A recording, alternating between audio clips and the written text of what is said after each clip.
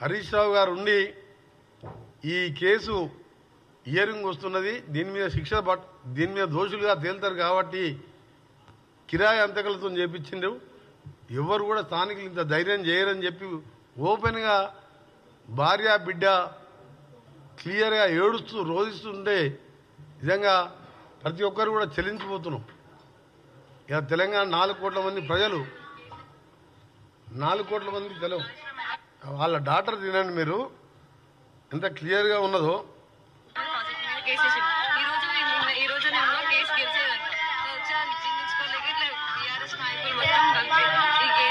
కేటీఆర్ కి పెట్టిన వీళ్ళ నుంచి గంధం నుంచి ఇక్కడికి ఉండాలి, ఇక్కడ ఉన్న వాళ్ళకి వాళ్ళకి సీన్ లేదు, వాళ్ళు ఇక్కడ పెట్టించి వాళ్ళకి వాళ్ళంతా ఇట్లా చంపిస్తుంటారు. వాళ్ళు మాత్రం ఎందుకన్నా ఇంకేమన్నా మళ్ళీ ఇంకేమంటారా? క్లారిటీ వచ్చిందా మళ్ళీ మీకు? కేటీఆర్ కాళేశ్వరం ప్రాజెక్ట్ మీద కేసు ఈ రోజు నేను కేసు గెలిచేదంట జీర్ణించుకోలేక ఇట్లా బీఆర్ఎస్ నాయకులు మొత్తం కలిపి ఈ కేటీఆర్ కి పెట్టిన వీళ్ళ నుంచి గంధం నుంచి ఇక్కడికి ఉండాలి, ఇక్కడ ఉన్న వాళ్ళకి వాళ్ళు మాత్రం ఎందుకన్నా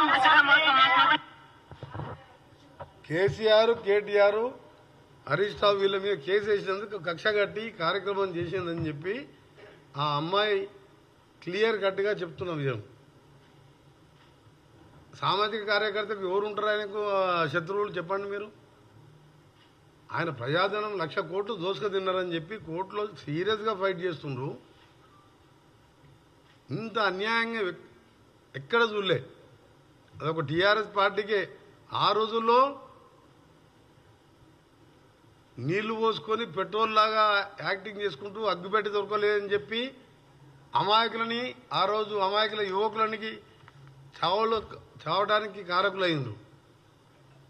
ఆ తర్వాత తెలంగాణ ఇంతమంది చనిపోతున్న కాంగ్రెస్ పార్టీ 4 కోట్ల మంది సకల జనుల సమ్మె చూసి తెలంగాణ రాష్ట్రాన్ని కాంగ్రెస్ పార్టీ సోనియా గాంధీ గారు ఇస్తే దాన్ని దళిత ముఖ్యమంత్రి అని చెప్పి రకరకాలుగా ప్రజలను మోసం చేసి అధికారంలోకి వచ్చి 10 ఏళ్ళు దోసుకొని ఆ దోపిడి బయటపడుతుంటే ఓర్వలేక హత్యలకు దిగజారిందంటే సిగ్గుతో తలదించుకోవాలి. వీళ్ళు నిజంగా ఈ తెలంగాణలో ఎట్లా పుట్టినా అర్థమవుతలేదు.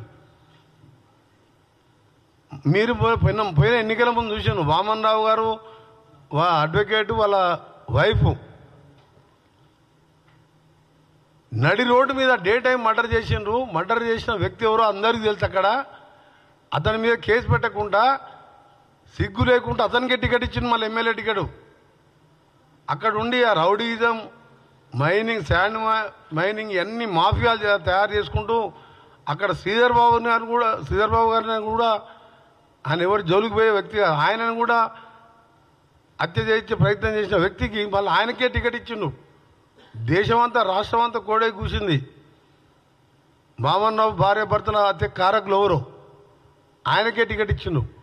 మళ్ళా జనగాంలో ఓ జడ్పీ వైస్ చైర్మన్ భర్త ఎండిఓ గారిని రామకృష్ణ గారిని మర్డర్ చేసిందని చెప్పి క్లియర్గా కమిషనర్, ఇప్పుడున్న హైడ్రా కమిషనర్ రంగనాథ్ గారి స్టేట్మెంట్ కూడా క్లియర్ కట్గా ఆ స్టేట్మెంట్ ఉంది. ఎవరు చెప్పించారు అంటే ఎటుపోతుంది తెలంగాణ?